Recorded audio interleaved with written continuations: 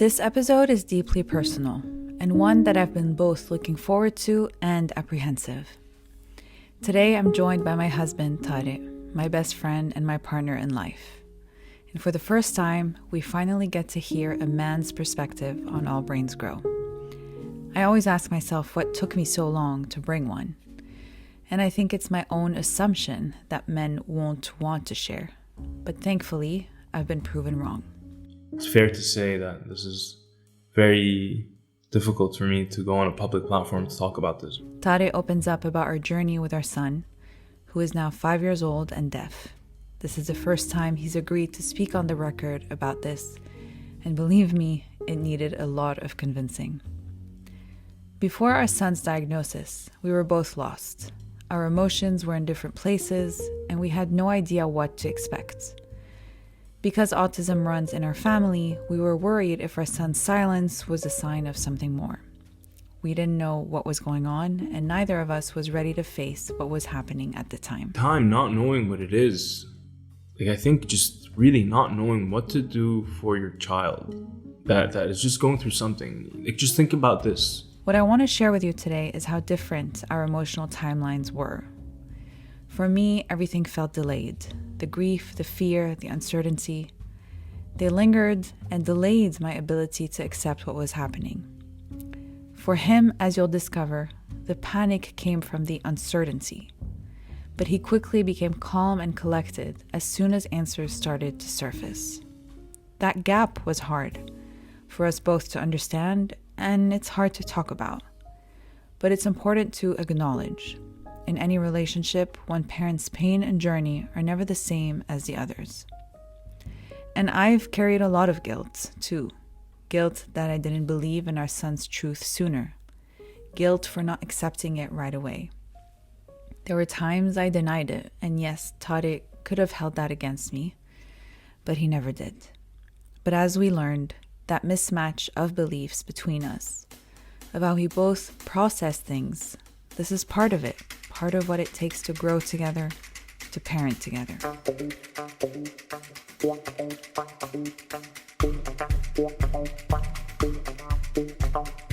Progress can feel impossible. From having an autistic brother, to raising a deaf son with cochlear implants, or working with families as a neurotherapist, I've seen how overwhelming it can be to feel like nothing is changing. But life has taught me that growth is always within reach. Every brain can learn and adapt no matter the diagnosis, and believing in someone can shape their future. You see, you have a choice: to live a life weighed down by limitations, or to embrace a life filled with possibility. And I'm here to help you make that choice by sharing stories of caregivers and experts that have changed my life, the tools I wish I had known, and the conversations that have questioned my beliefs. I'm Leloa, and this is All Brains Grow. Thank you for being with us today. It's a lot more intimidating than I thought it would be. No, you're just with me. It was so hard for us to relax. We started recording this episode 3 times in different locations. We started on the balcony, moved to a bedroom, then ended up in the dining room. I wanted to make sure he was comfortable and that he felt at ease opening up. I wanted him to look me in the eye and share his truths. Although he kept a straight back and serious posture, something I knew meant he was nervous. I kept telling him to come closer to the microphone and settle into the moment, which he finally did. You now live in France. I do. I brought you from Beirut. Yep. We moved here post-explosion. After our son Talal was born, who is the main topic of today's discussion. Because I think you have really nice insights to share. Not just because you're my husband, but because if I have to summarize you in one sentence, I would say that whenever I panicked, you were calm. And ironically, yesterday you panicked and I was calm. And I guess that's the definition of marriage. Yeah, yesterday was dramatic. We were both nervous and worried that we would say something upsetting or surprising. When you interview your husband and best friend, it's hard to know where to even start. My mind went immediately to this harsh question, because in my head, that was the start of it all, where the timeline began and when all the uncertainties took on another level. Speaking of panic, let's start this with when Talal was about 1 and you were in Dubai for work. And I think you had your first panic attack. Sorry. No, we don't have to start there. Why don't we start it with something bad that I did? That should be better. Before you went to Dubai and you had that panic attack, you were in this house on the stairs and you were calling out Talal's name and he wasn't answering. And then you looked at me and you told me what I thought was a joke. You said, Lulu, your son is deaf. He's not answering me. And I think I said something like, Enta majnoon, or you're crazy. Of course he's not deaf. At the time, yes, at 1, he was starting to show major speech delays.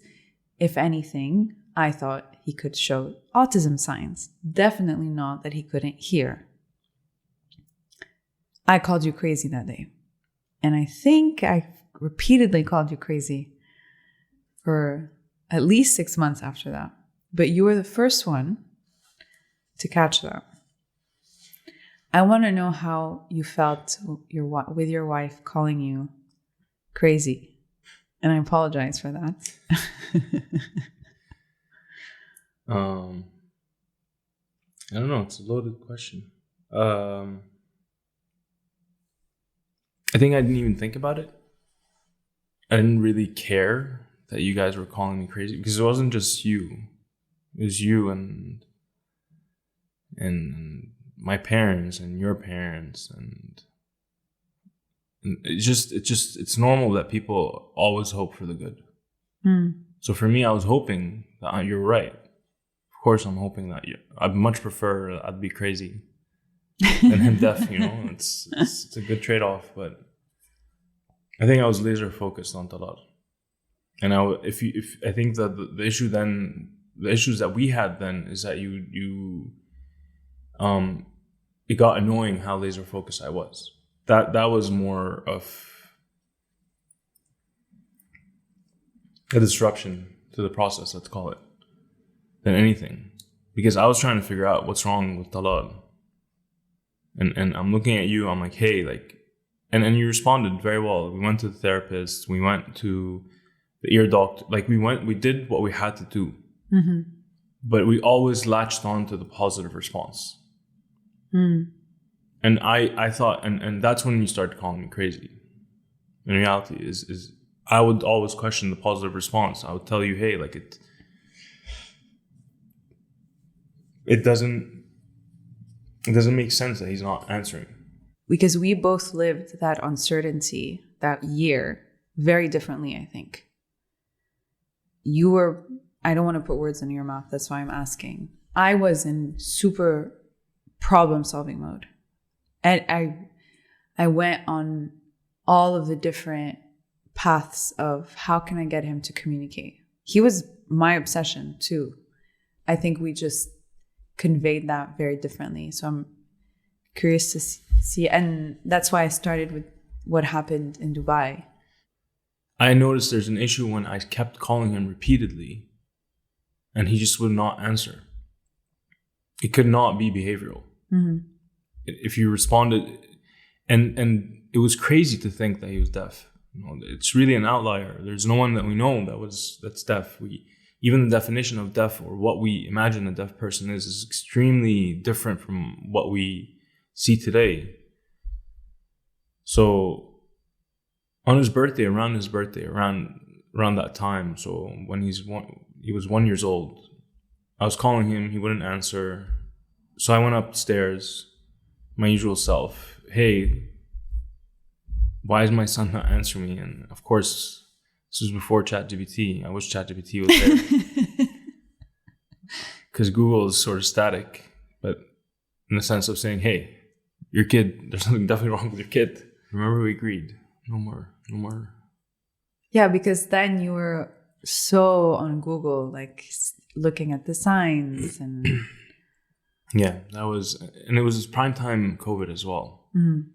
And obviously because we have autism in the family, that's something we've talked about, and we know the risks, we know what it is, but obviously as a unit, we're gonna take it over and over again.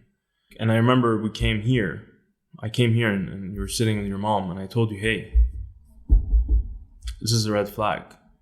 My true self, hey, this is a red flag. We need to start watching out for this. And then I started testing it more and more. And you start, like, if you remember, it was crazy how much I would test it. We'd be sitting there and I'd just hit the table and I'd see if there's a reaction, and nothing. But then we'd do something else and he'd react. I'm like, oh.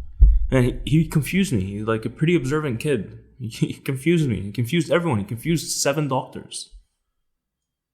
So he confused the ENT who did the actual ABR test. Yeah, remember? She said, exactly. Let's do it just so that we're ethically correct. So, at that point, at that point, it was end of summer and I had to travel. And Lynette as well was coming to see you and see Amido as well.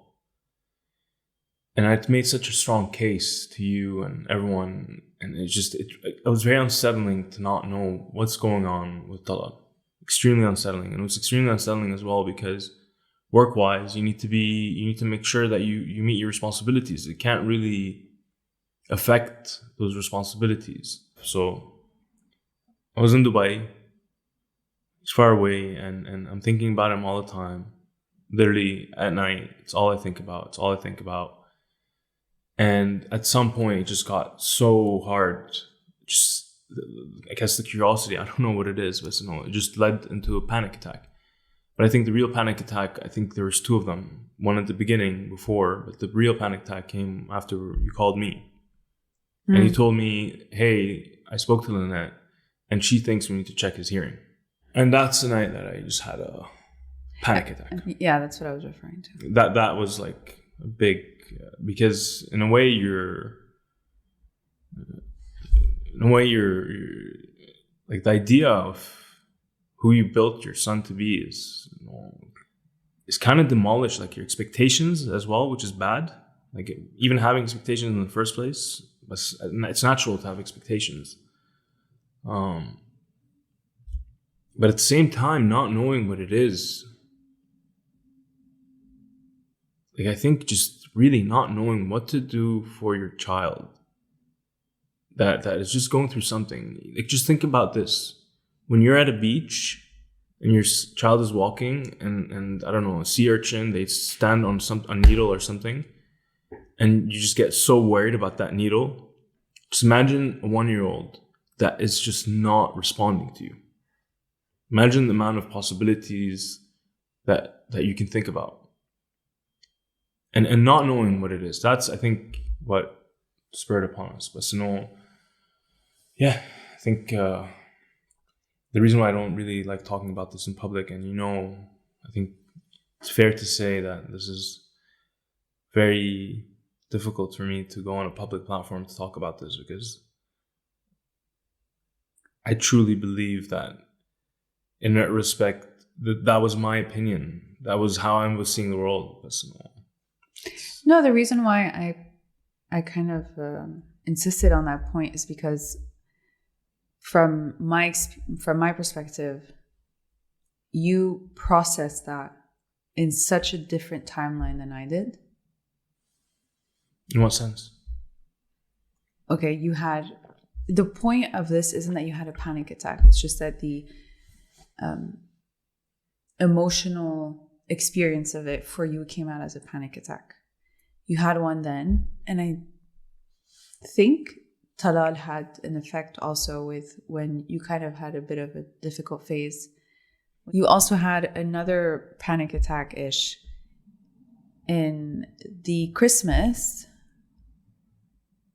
of that year, which was, I believe, 5 months or 6 months before getting the diagnosis. Now, the reason why I'm saying this is because when we actually got the diagnosis the night, so first we got the first hint of something being wrong when we did one of those tests. I came home that day. And then, so all this time we were living like this fake comfort that I think was kind of positive in some way because it kept us floating, it kept us hopeful. But at the same time, it was just thoughtful, not seeing progress. So I hear of a doubt in his hearing in April. I'm in pieces on the ground. I don't even know how I'm going to tell you about this. I'm scared to death to tell you. I'm scared to death of what it means. Like, I'm in pieces. And I hated that someone was looking at my child that way and telling me there's something wrong with him. And so the reason why I wanted you to share all this is because I felt like I lived your year, you know? And you were amazing. Like, I was shocked at how accepting and comforting you were. And I was like, okay, let's see how this goes. And then in July, because it takes so long to get an actual... Are we both getting emotional? Anyway, July, we do an ABR test.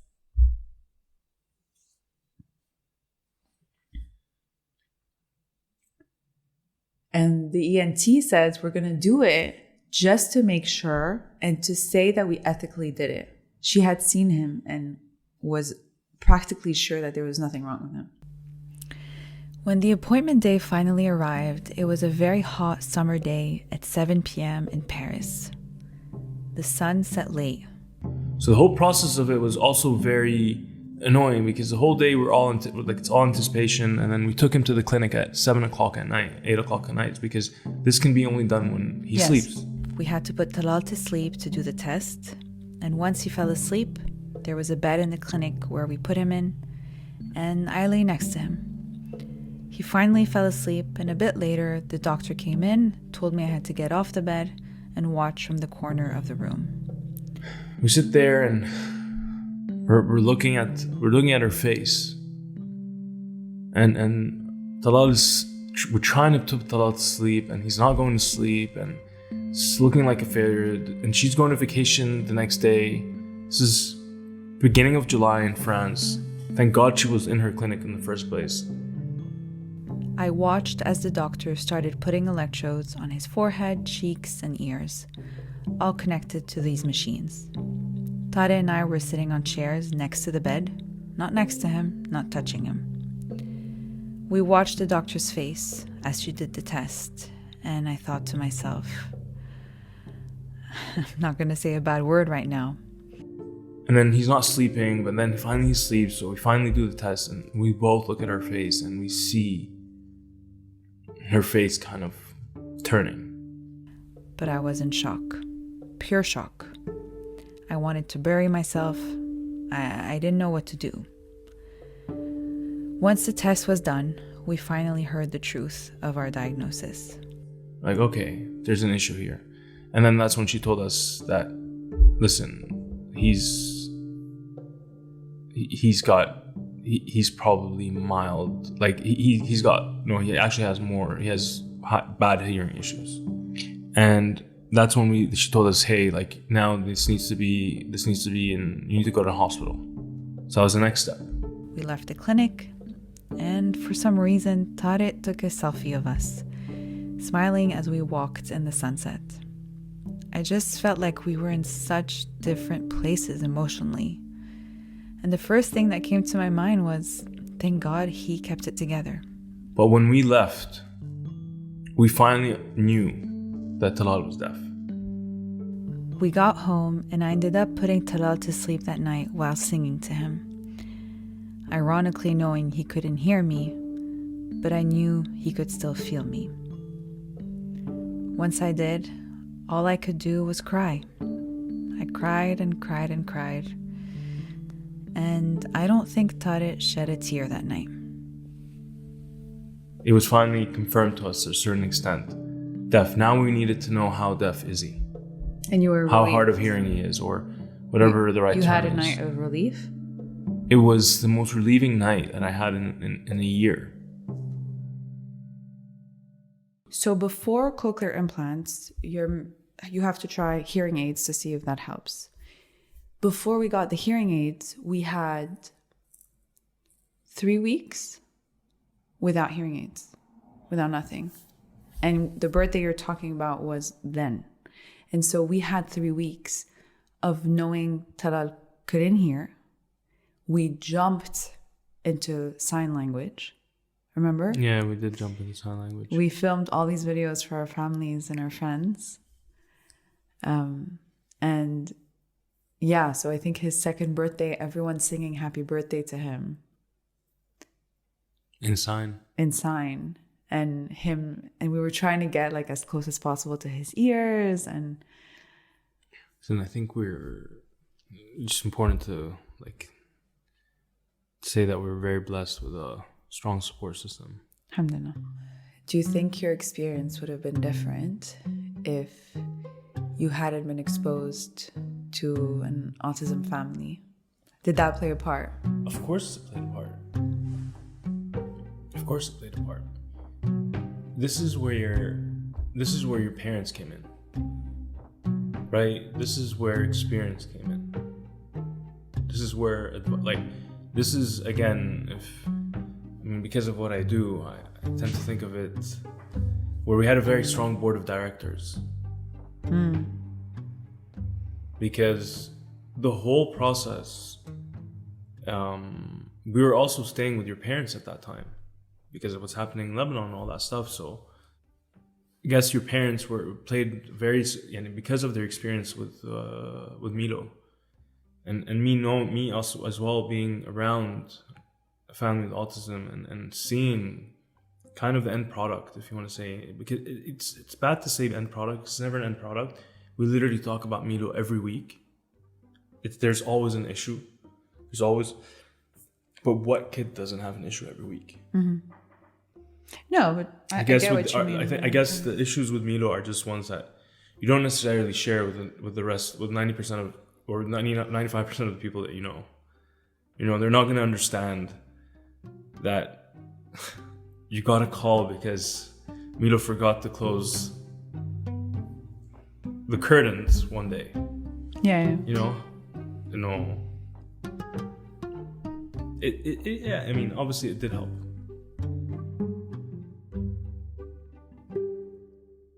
So post-surgery, there was one time we were playing with Talal in your parents' house, and he said car for the first time. And I remember I ran to you. I was like, Daddy, he said car. And, I look back to stories like that, and I'm like, what a blessing to be able to experience that. Do you have a memory like that of Talal? I really hate talking about this. I mean, listen, I know you're talking about happy memories, but I think it was, a lot of times, it was just freaking hard. Like, it just, all this time when he was going to school, and I don't want to say hard in the sense, I don't know how to put it.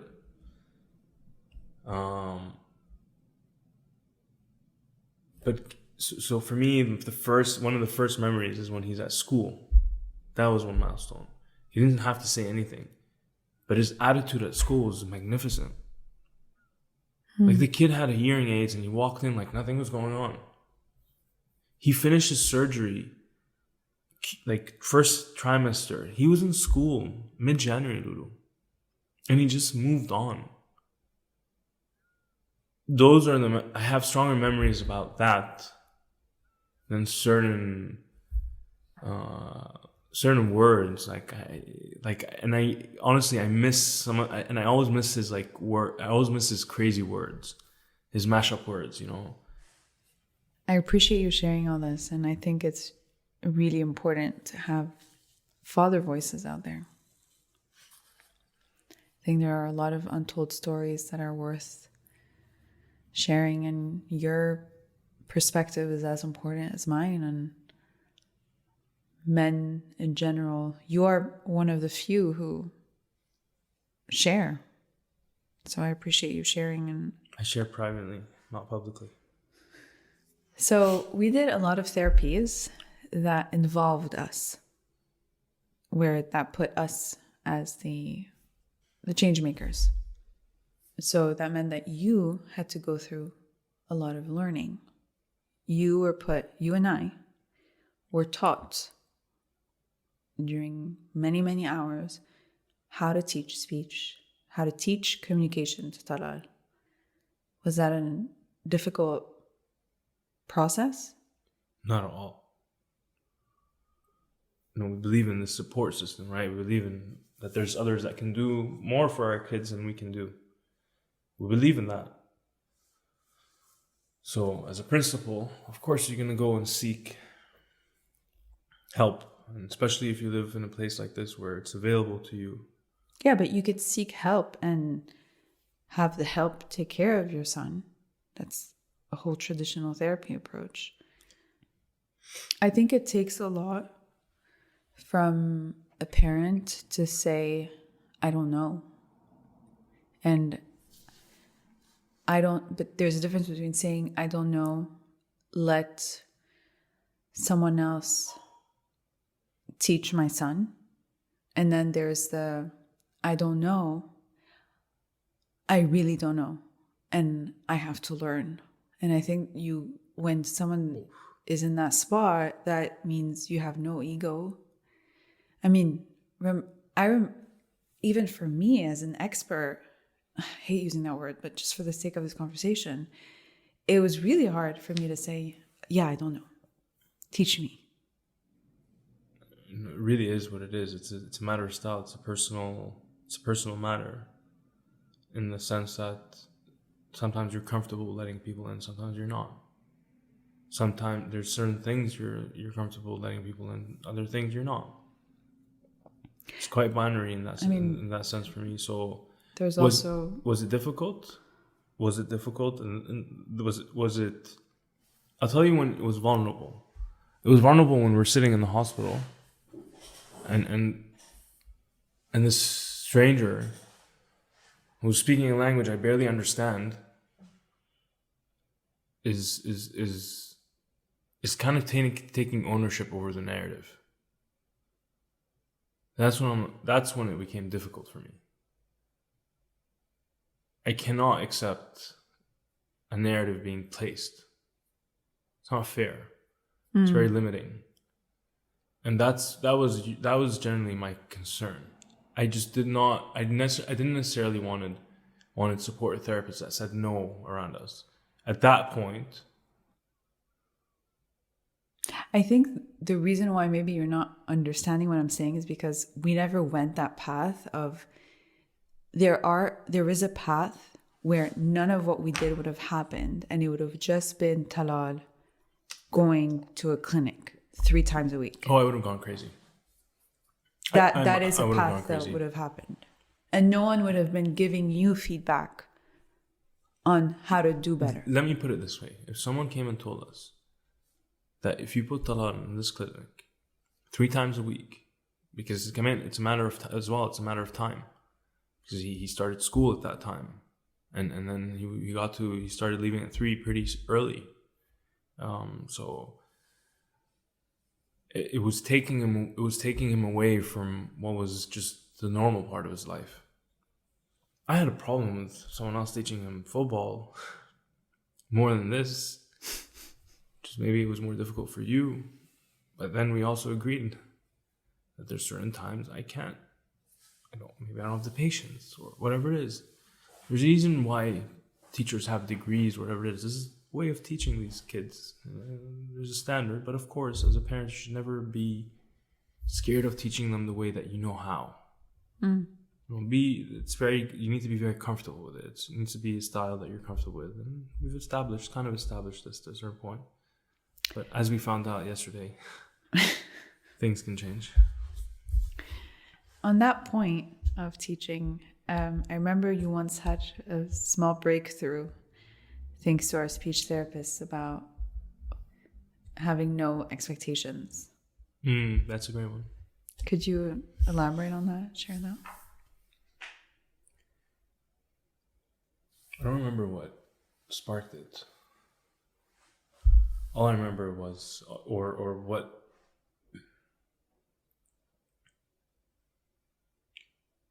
teaching without expectations, I think that was the main point, which is I would sit there with Talal and we would dedicate a lot of time in the beginning. Like the first year, I think 40% of my day would go to just sitting with Talal and just trying to understand, or that was a big part. Like we would try to be with him a lot.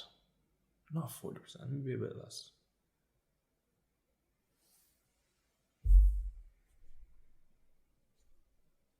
Try so many times, and you get frustrated. Come on, you can't say one? You hear me. You can see my words. You just said, why can't you do that? And you're thinking these thoughts, right? You're thinking like, what's going on? And then you completely miss the whole point. You're just thinking about why is he not saying this? At least with me, my type of personality, what's going on? And you just try to increase intensity, and it completely destroys the teaching process. I remember one time, there's something that I spent 3 months trying to teach him. Let's assume it was 1 or 2 or 3 or whatever it is, 1, 2, 3, or it was one of the names of the Paw Patrol or whatever it is. That was it. That's exactly it. It was the Paw Patrol. I was trying to teach him, let's say, the numbers or something else, fruits, and he would never get it at first. But then over time, we play Paw Patrol. And I would say, hey, it's Rocky. And if you remember, that's the first things that he started saying. Rubble, chase. And that opened up a whole world. And that's when, at the same time, Maryse came and told me about the expectations. And we were playing Paw Patrol, and then he started saying their names. I didn't even try to teach him that. But I was teaching him this whole time. Without really teaching him. And that just opened up a whole new world of how to approach Talal. We found a key, we found an opening. Ooh, I'm going to explore this world. I'm going to explore the hell out of this world. And it became fun. It's not to mean that it's fun all the time. It gets frustrating. It's frustrating with any kid. And to be fair as well, today with the cochlear implants, yes, he's hard of hearing, and it's his story, right? I don't know how much he's suffering. I really don't, or I don't know if he is. I don't know if he isn't. All I know today is I see, alhamdulillah, a happy kid who's fulfilled, who's confident, who's got his stuff together, who's really probably a much better human being than I am, or I'll ever be. He's a great guy. He really is. He's the best. He's an A+ guy. He's the best. And it's obviously easy to say that about your son, but I'm tough. Like he's so open to learning, and he made it easy for them. Credit for him. I'll always tell him that. And if anything, I'm doing this today because it has to be recorded that he knows that I said that about him when he was 5 years old. Because he deserves the credit. He woke up smiling from a freaking operation. Habibi. I also want to give credit to you and to the calmness that you had throughout this period. I have to note, I wouldn't say Tarek is a calm person in general, but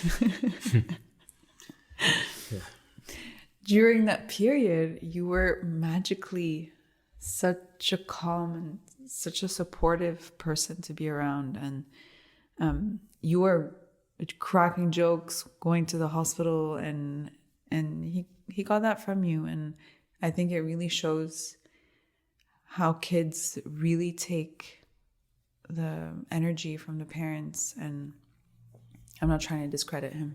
I'm just trying to No, I appreciate that. say that you talking right now is valuable. And at the end of the day, stories are the things that remain. I didn't know.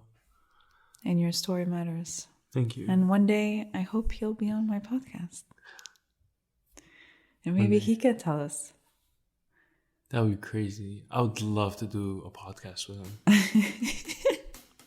I wish him the best. Thanks for being with us, Toto. This was All Brains Grow. Thanks for joining us.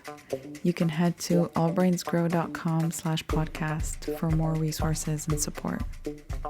This show was produced and edited by Lina Fansa and myself, Lelua. Music by Blue Dot Sessions.